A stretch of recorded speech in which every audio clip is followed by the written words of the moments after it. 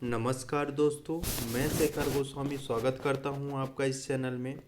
जैसा कि हमने ये सीरीज एमपीपीएससी पीवाईक्यू की चालू की थी, देखते हैं कि बहुत सारे क्वेश्चन जो हैं तो रिपीट होते हैं। तो आज जो हम क्वेश्चन का डिस्कशन करने वाले हैं वो है deputy director, principal class 2 assistant director. Technical exam हुई थी 2024 का ये नोटिफिकेशन था। और हुआ कब था एग्ज़ाम? ये हुआ था 21/9/2025 को, मतलब कि 21 सितंबर 2025 को एग्ज़ाम हुआ था। तो चलिए देखते हैं, और ये आपके एमपीपीएससी प्रीलिम्स के लिए भी बहुत फ़ायदेमंद रहेगा। तो स्टार्ट करते हैं अपने क्वेश्चन के साथ कि संविधान की 12वीं अनुसूची में 18 विषय हैं जिन पर पंचायतों को विधि बनाने की शक्ति प्रदान की। और वहीं संविधान की 11वीं अनुसूची में 29 विषय हैं जिसमें नगर पालिकाओं को विधि बनाने की शक्ति प्रदान की है। तो दोस्तों यहाँ पास दोनों स्टेटमेंट सही हैं, तो हमारा आंसर क्या हो जाएगा? ए और बी दोनों सही हैं। सॉरी यहाँ पास दोनों गलत हैं, तो हमारा आंसर क्या होगा? सी जो है तो सही हो जाएगा। क्या है? दोनों गलत है, मतलब कि संविधान की 11वीं अनुसूची में 18 विषय हैं और 12वीं अनुसूची में जो हैं तो 29 विषय हैं। 12वीं अनुसूची में कितने विषय हैं? 29 विषय हैं। अगले क्वेश्चन की बात करें तो अगला क्वेश्चन क्या है हमारा कि मध्य प्रदेश राज्य अनुसूचित जाति आयोग अधिनियम क्रमांक के अंतर्गत गठित किया गया था। तो कब गठित किया गया था? 25 वर्ष 1995 में। ठीक है, अधिनियम क्रमांक क्या था? 25 था, और वर्ष क्या था? 1995 के अंतर्गत गठित किया गया था। वहीं अगले क्वेश्चन की बात करें कि पंचायत अनुसूचित क्षेत्रों तक विस्तार मतलब पेशा अधिनियम मतलब पेशा एक्ट 1996 के संदर्भ में निम्न कथनों पर विचार कीजिए।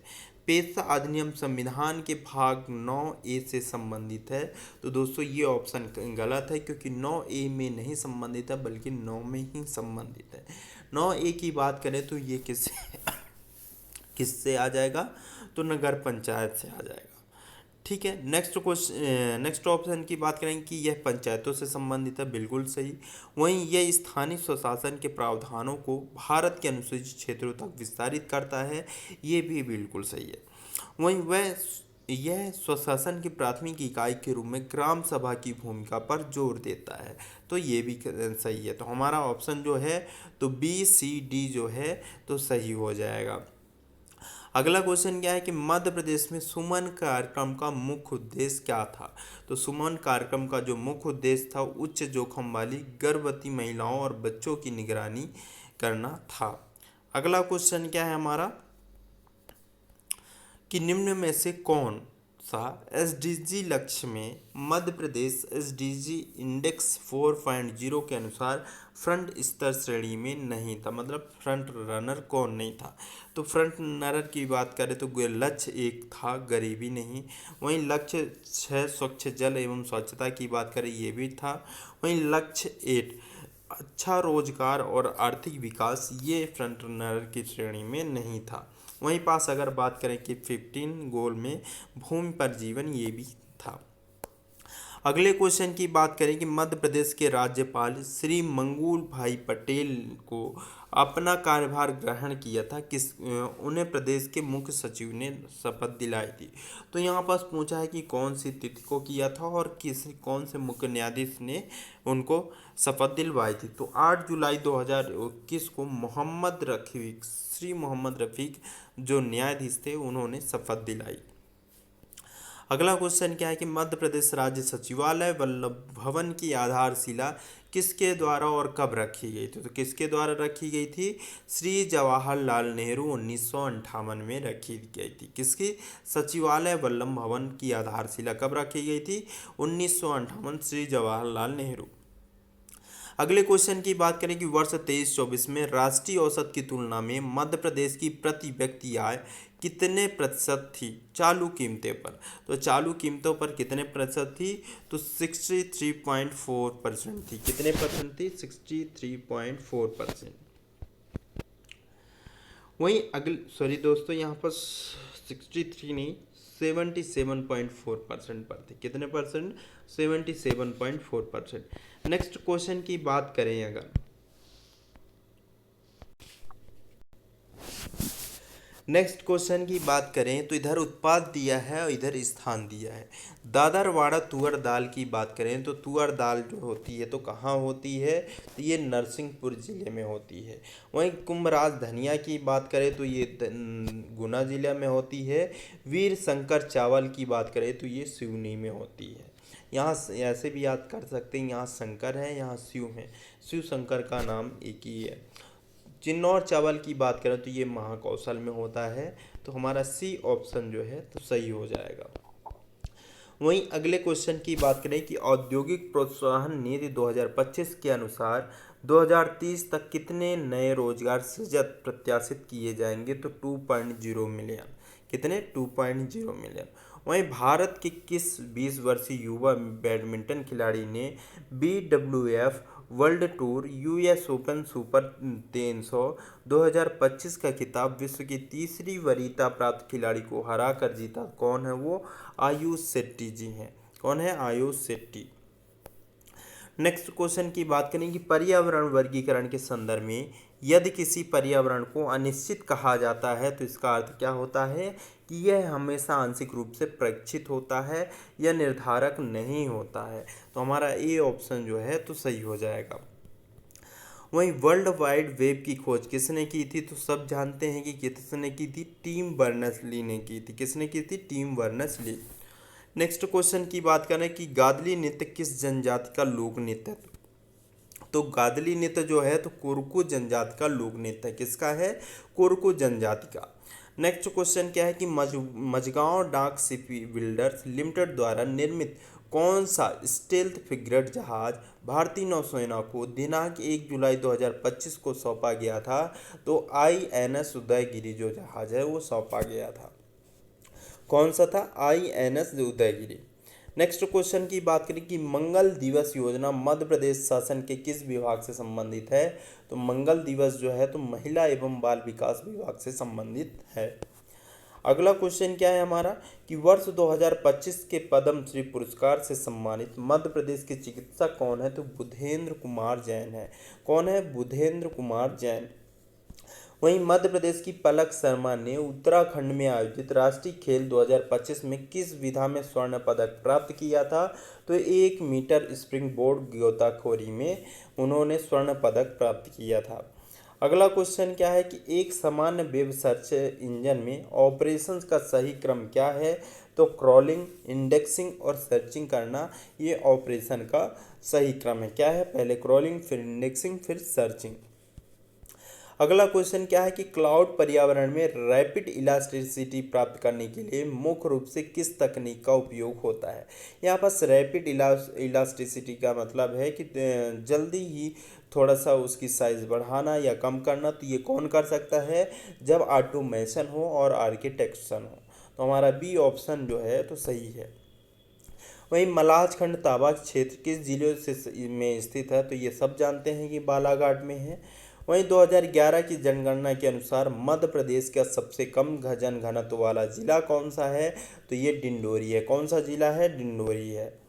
नेक्स्ट क्वेश्चन क्या है कि मध्य प्रदेश की कौन सी नदी कैमूर श्रेणी में स्थित तमसा कुंड नामक जलाशय से निकलती है, तो तमसा कुंड मतलब टोंस नदी। नेक्स्ट क्वेश्चन क्या है कि मध्य प्रदेश के चंबल क्षेत्र में मृदा अपरदन का प्रमुख कारण कौन सा है, तो ये सब जानते हैं। अब नलिका अपरदन। अगला क्वेश्चन क्या है कि सिंचाई एवं जल आपूर्ति हेतु बनाई गई माही परियोजना किन दो जिलों के लिए है, तो ये धार और झाबुआ जिले के लिए। किन दो जिलों के लिए? धार और झाबुआ जिले के लिए। वहीं सतपुड़ा की सबसे ऊंची चोटी धूपगढ़ किस पर्वत श्रेणी पर है, तो महादेव पर्वत श्रेणी पे। ये भी क्वेश्चन काफ़ी बार रिपीट हो चुका है। नेक्स्ट क्वेश्चन क्या है कि ताप्ती नदी का उद्गम कौन से जिले से होता है, तो ताप्ती नदी का उद्गम कौन से जिले का से होता है? बैतूल के मुल्ताई से ताप्ती नदी का उद्गम होता है। वहीं मध्य प्रदेश और उत्तर प्रदेश की अंतर्राज्यीय बहुउद्देशीय परियोजना कौन सी है? तो मध्य प्रदेश और उत्तर प्रदेश की जो अंतर्राज्यीय बहुउद्देशीय परियोजना है वो राजघाट परियोजना है। कौन सी है? राजघाट परियोजना। वहीं अमरकंटक तापी विद्युत केंद्र किस जिले में स्थित है? तो अमरकंटक तापी विद्युत केंद्र जो है तो अनूपपुर में स्थित है। कहाँ स्थित है? अनूपपुर। इसमें कोई भी ऑप्शन नहीं है, इसलिए आयोग ने क्या किया, ये क्वेश्चन जो है तो डिलीट कर दिया। नेक्स्ट क्वेश्चन क्या है कि मध्य प्रदेश का प्रमुख बॉक्साइड उत्पादक जिला कौन सा है? तो शहडोल जो है तो बॉक्साइड उत्पादक जिला है। वहीं अगले क्वेश्चन की बात करें कि जनजाति क्रांतिकारी स्वर्गीय श्री भभूत सिंह की जागीरदारी मध्य प्रदेश के किस जिले में थी? तो किस जिले में थी? नर्मदापुरम जिले में थी। भभूत सिंह की जागीरदारी मध्य प्रदेश किस जिले में थी? तो नर्मदापुरम में थी। वहीं राष्ट्रीय मानव संग्रहालय की बात करें तो भोपाल में स्थित है। कहाँ स्थित है? भोपाल में स्थित है। वहीं धरती आबा जनजाति ग्राम उत्कर्ष अभियान के अंतर्गत चयनित ग्राम की अनुसूचित जनजाति आबादी कितनी होनी चाहिए? तो कम से कम 50% होनी चाहिए। कितनी होनी चाहिए? कम से कम 50%। वहीं वन अधिकार अधिनियम 2006 मध्य प्रदेश में कब से लागू हुआ? तो कब से लागू हुआ है?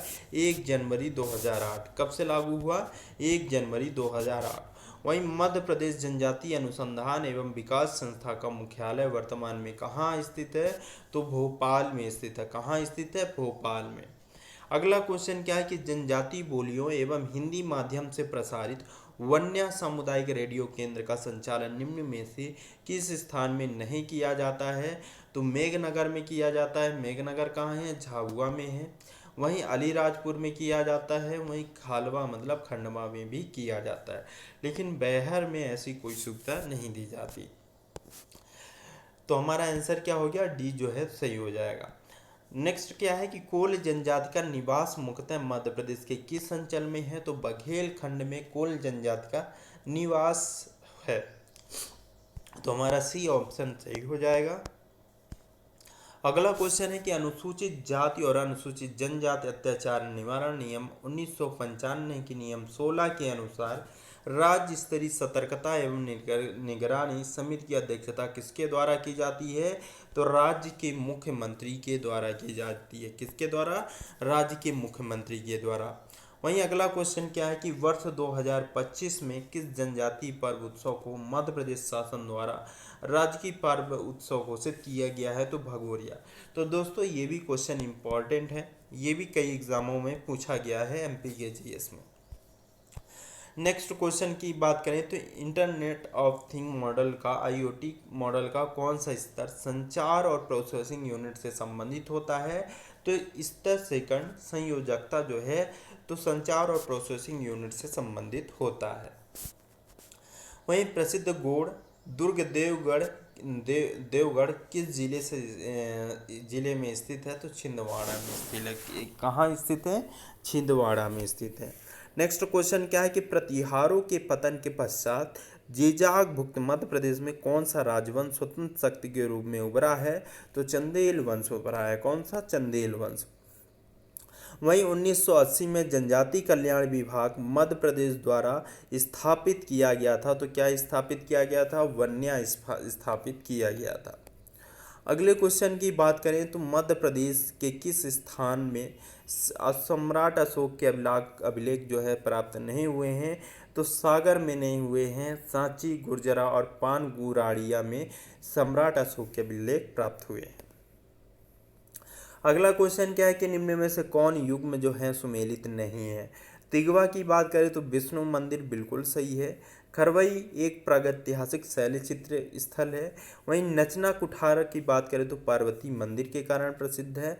भुमरा की बात करें तो रामगुप्त अभिलेख भुमरा में नहीं है। तो हमारा डी ऑप्शन जो है तो सही हो जाएगा। वहीं मत्त मयूर संप्रदाय का संबंध किससे है? तो शैव धर्म से है। मत्त मयूर संप्रदाय का संबंध किससे है? शैव धर्म से। वहीं कौन सा ताम्र पाषाणकालीन स्थल मध्य प्रदेश में नहीं है? तो कायथा है, नौदा टोली है, एरड़ है, लेकिन इनाम गांव जो है तो उत्तर प्रदेश में है, मध्य प्रदेश में नहीं है।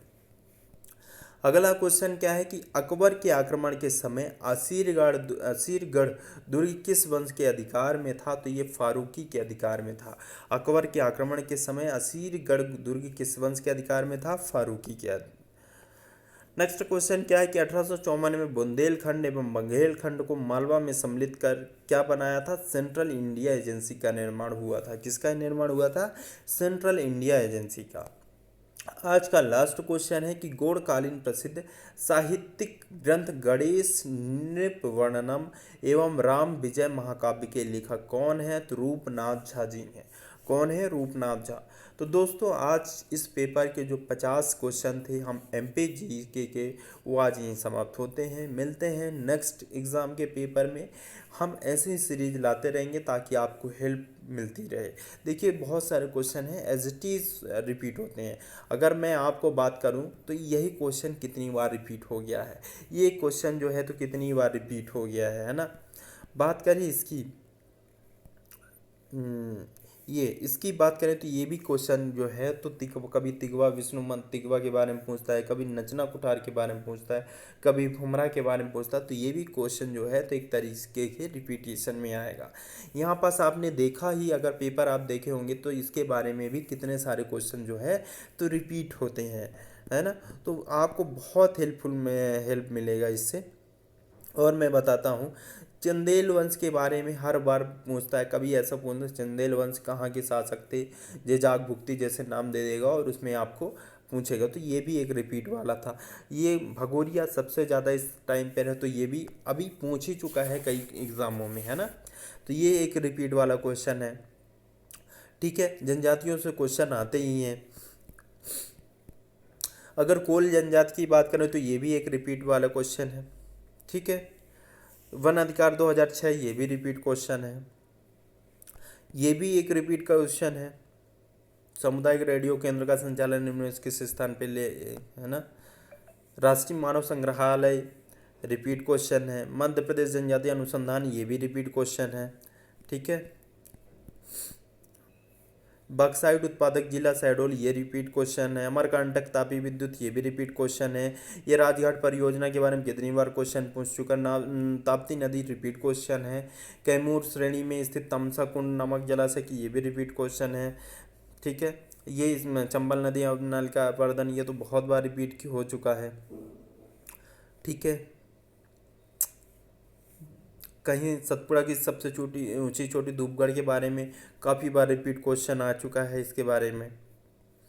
ये तो एमपीपीएससी का फेवरेट है 2011 में, मतलब कम घनत्व वाला, है ना। मलाज खंड रिपीटेड क्वेश्चन है। क्लाउड ये थोड़ा सा नया क्वेश्चन आप कह सकते हैं। ये तो एक आपके करंट अफेयर का हो गया, ये भी करंट अफेयर का हो गया। ये इस टाइप के क्वेश्चन भी रिपीट हो जाते हैं, है ना। मंगल दिवस ये स्कीम है, इसके बारे ये भी क्वेश्चन जो है तो 2025 में कई एग्ज़ामों में पूछा गया है। ठीक है, गादली नृत्य किस जनजाति का लोक नृत्य है, ये भी एक रिपीट क्वेश्चन है। वर्ल्ड वाइड की खोज किसने की, ये भी रिपीट। 2000 ये कितने नए रोजगार सृजित किए गए, ये भी रिपीटेड है, बट है करंट का ये, है ना।